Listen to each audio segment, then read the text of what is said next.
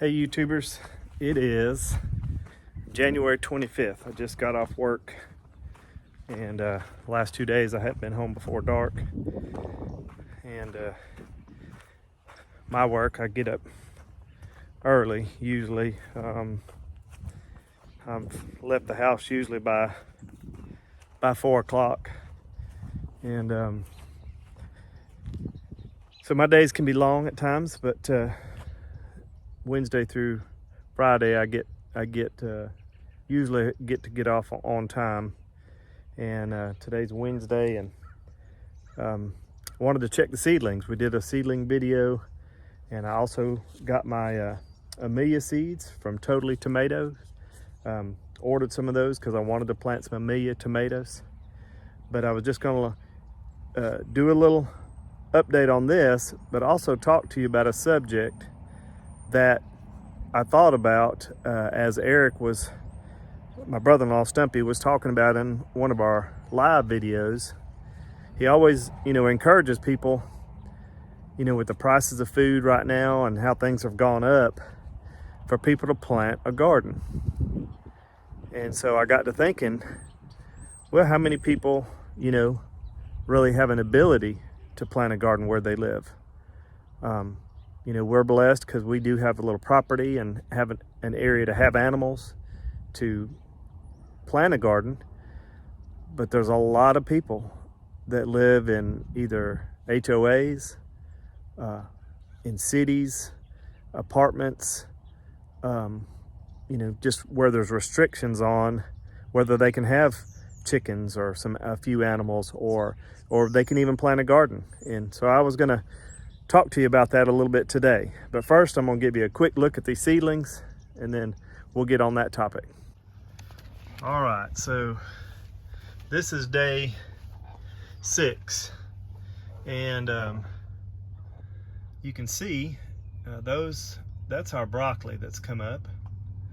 And today I noticed that some of our Amish tomatoes are starting to come up, and some of the Better Boy tomatoes are coming up, and you can see they're just breaking the ground in there.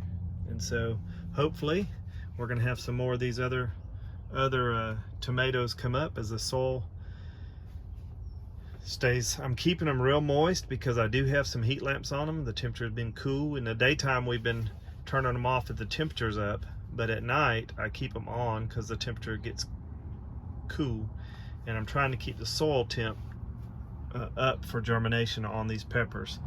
I think probably the last things gonna pop up are going to be these jalapeno peppers and maybe our bell peppers, which are going to be right here in the front. So these two front sections, which you see no activity, no sprouting yet, are peppers. They like it warmer, so I got them closer to the heat.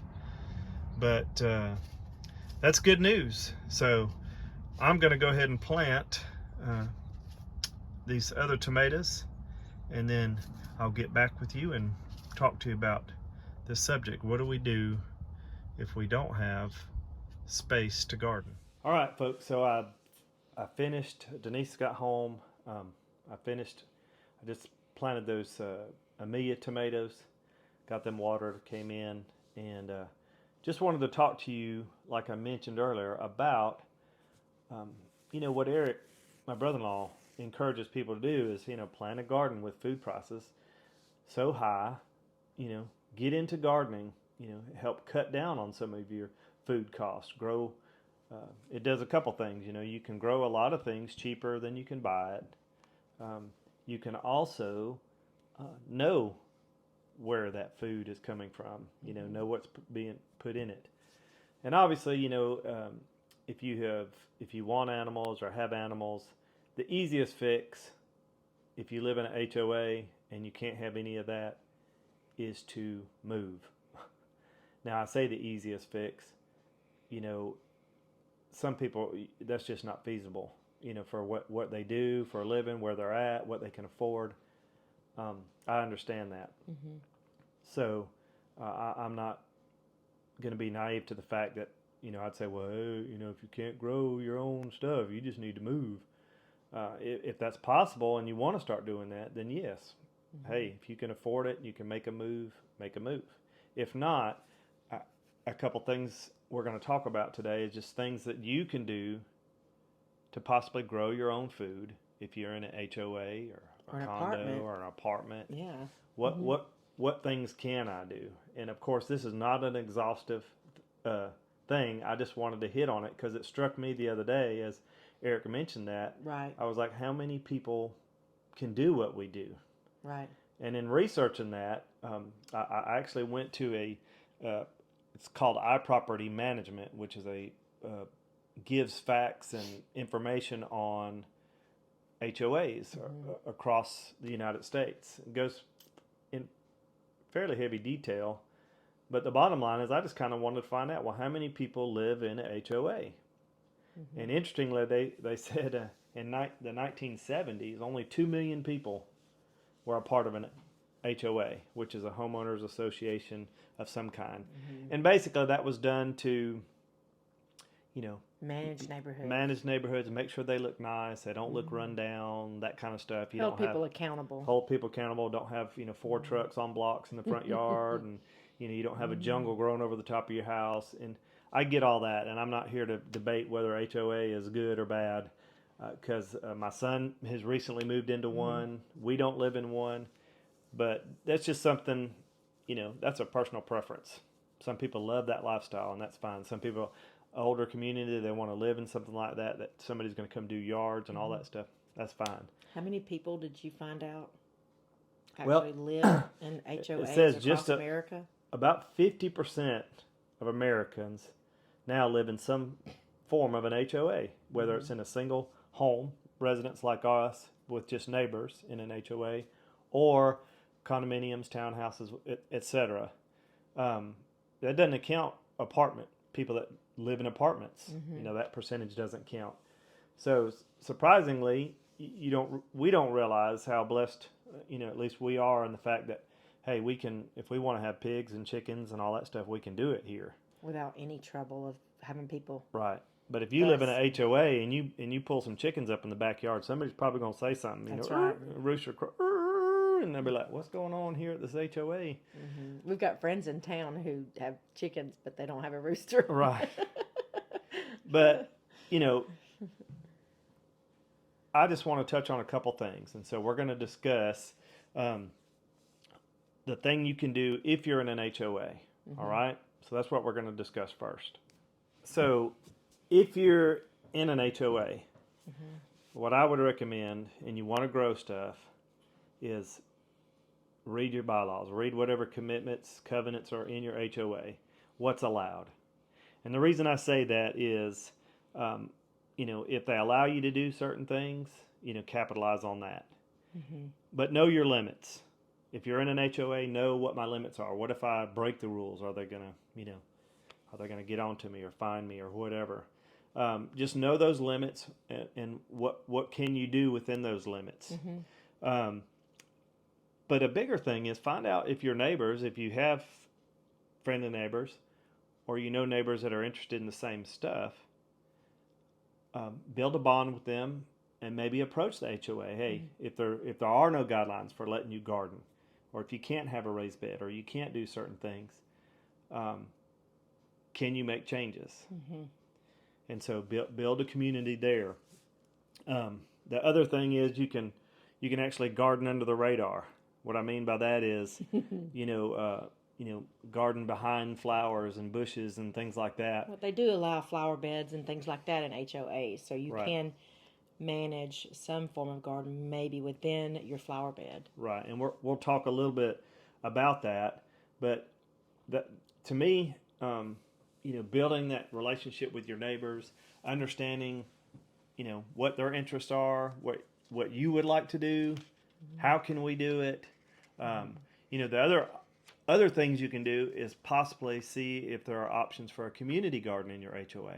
What I mean by that is a community garden is within that HOA, they may take a plot of land, and if the HOA will allow you, use that area as a place to make a nice garden. course, you'll have to keep it up.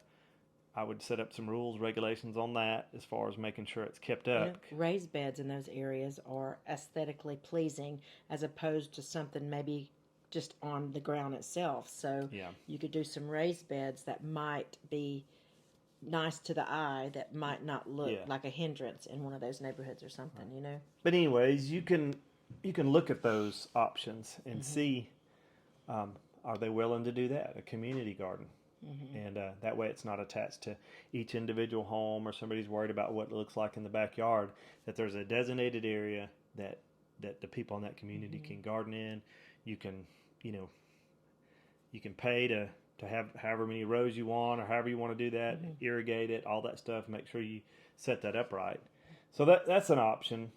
But let's just say they allow you to do raised beds in an HOA. They may tell you where you have to do it, in the backyard or the side of the house or behind the fence. Either way, you can make it happen. So find the best place to put a raised bed, and then you say, well, how big of a raised bed do I need? Well, it depends on how much food you want to grow, how many people you need to feed. So if you're a single person, they usually say about 200 square foot of a raised bed can grow enough food for you for a year, vegetables, those type things. So that would be 2 5 by 10 raised beds. I'm just giving that as an example. You may just want 2 foot by 10s.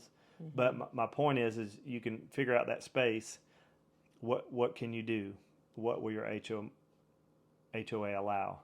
The other things is, if they allow that type stuff, build trellises that match the trimmings of your house. That you can put around, that you can grow things on, that look like plant life, that type of stuff, but it's going to grow you vegetables. Things like that, bushes, things that they want you to grow and keep up. Well, what about blueberry bushes?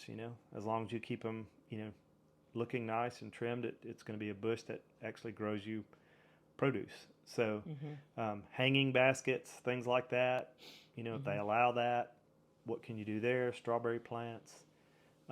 We've talked about, there's hydroponic things, that little tube things that come up, towers that you can put in the backyard and grow greenery at it. It looks pretty, and once it grows full green, they'll be like, man, that's a nice looking plant back there, but it may be a bunch of lettuces. So there's options in that aspect. But what if your HOA says you can't grow anything? What are you going to do?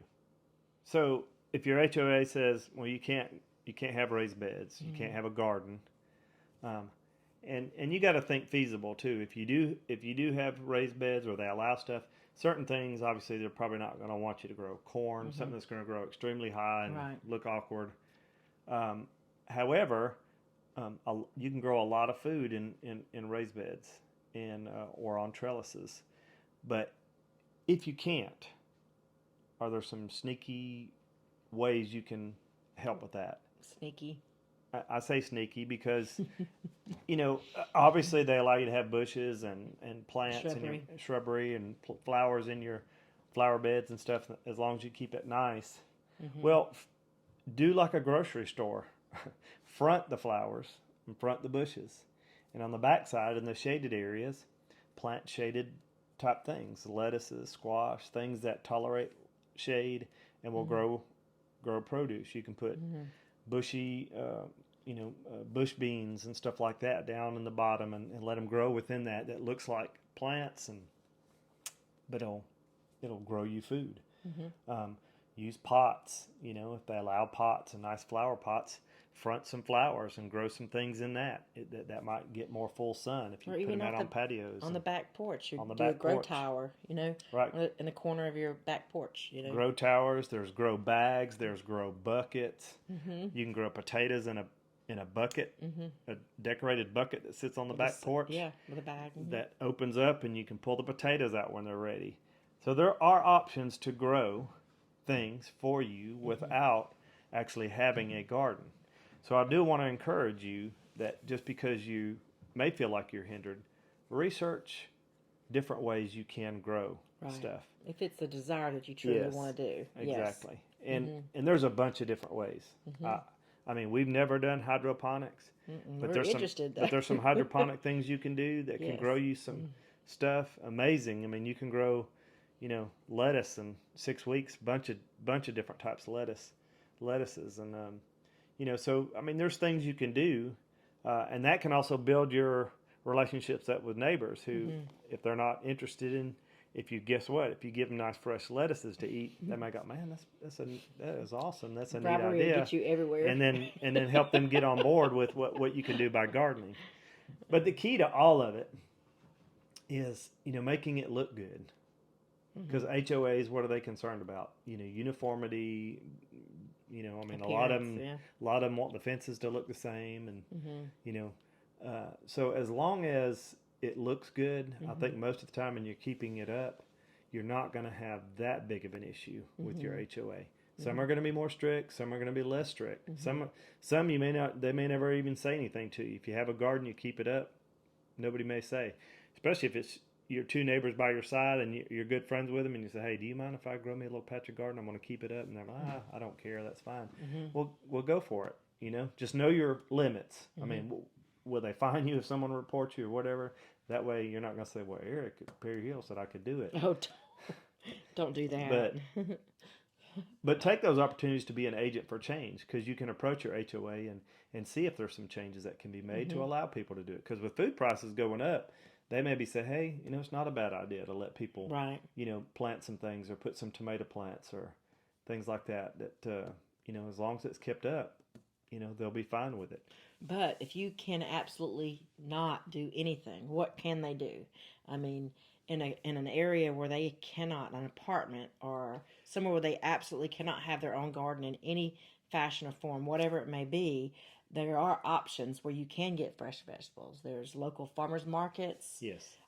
Local farms in your area that you might can seek out and try to, talk to that farmer about maybe Yes, I mean helping at the farm to be able to obtain some vegetables or whatever you could do. Yeah, I mean, if you buy from a farmer who maybe they sell produce straight off their place, or whether you find a farmer's market to buy it may still be expensive, but it may be less than the grocery store, but you're going to get a better product. Better tasting product. Plus, if you start to build within that community, you might find people that be willing to, allow you to come out and help or do something that you could barter some food for. Sure. Bartering. Yeah. The other thing is, if you know somebody that lives in it, like if somebody that knew us said, hey, is there a little spot that I could come out? We actually do it for one of Stumpy's friends. He doesn't have a place for peas, and so every year he wants us to grow him some peas. We grow him peas. Now we do it, but he just comes and picks them. But we grow them and fertilize them and all that stuff, and he helps take care of that part as far as cost. But then he comes and picks them. But I'm saying, if you wanted to do it and you wanted to grow your own things, hey, is there a spot on your place that you would allow me to do that? So there's some options you could try to do there, and if they didn't mind. But it is challenging, but fun to grow your own stuff. As you saw earlier, the little seedlings, it's always exciting to see the new growth come out. The little babies coming up out of the That's right. Knowing dirt. that, knowing that in the summertime we'll be eating fresh tomatoes that taste so much better than what we buy in the store. Pepperoncinis, all kinds of stuff. So we're excited about that. And you can do a similar thing, on a smaller scale. I mean, right. I know we plant a lot, but on a smaller scale, you can. I mean, one pepper plant can probably grow a lot of peppers for you, and it will grow until it frosts. And so one pepper plant in a pot on the back porch, can do a lot for you. So just be encouraged. Even if you don't have a big garden or you don't have an area to garden in the dirt, maybe you can get a raised bed. Maybe you can do some pots. Maybe you can do some buckets or some, there's some new things that people are growing in bags. Some people grow in the house. There are certain things you can grow, herbs that you can grow in your house, and research it, dive into it, and grow your own stuff. That's and right. maybe in the long run, save you some money and teach you a little bit more about growing. And so I hope that's an encouragement to you. I just got to thinking about, man, how many people don't live like we do. That's right. Or have the ability to live like we do. I know we've had several people comment that say they live in small areas or Yeah. apartments and they can't do that. And we understand there are certain circumstances where it cannot happen for you. But there are ways to get Yeah. fresh produce in your area. You just have to do a little research and find it. Yeah, it's easy for people to be dogmatic about their lifestyles, whether it's city living, country living, farm living, whatever. It's easy for people to kind of get that dogmatic view, but I understand. I come from a different background in myself, growing up multiple different ways. No electricity, no running water at times, to living in the city, to living here. And there are pluses and minuses to all of that. I get that. But at some point, you're going to want to settle, or you settled for where you're comfortable. And if you're not comfortable there, find a way. Challenge yourself to get where you want to be. And but in doing that, it does take sacrifice. And even gardening, doing everything we do, does take sacrifice, time. And not everybody can have chickens, animals, pigs, all that stuff. Right. But you see why that has gone down, because Eric we were talking earlier, and he's watching a guy that raises hogs, and he talked about how when they grew up, everybody raised hogs. They had some kind of hogs for their table. Well, when you think about it, why has that gone down? Well, if 50% of Americans live in an HOA, ain't no way people are letting no hog in their backyard. No. So you see less and less people in a position to do that type of stuff. And some of them may want to do it, but maybe they're just kind of stuck and they can't at that point. But just an encouragement. I looked up, I do have a piece of paper, I looked up some stats, and it said that in 2021, 82% of new construction sold in 2021 went to HOA communities.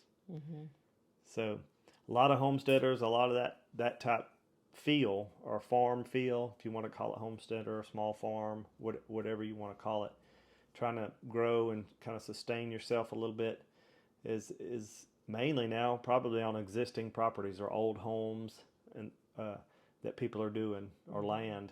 And so but it's an amazing jump to think about how much is going to HOAs versus having your own property where you can do that type of stuff. And so just an encouragement.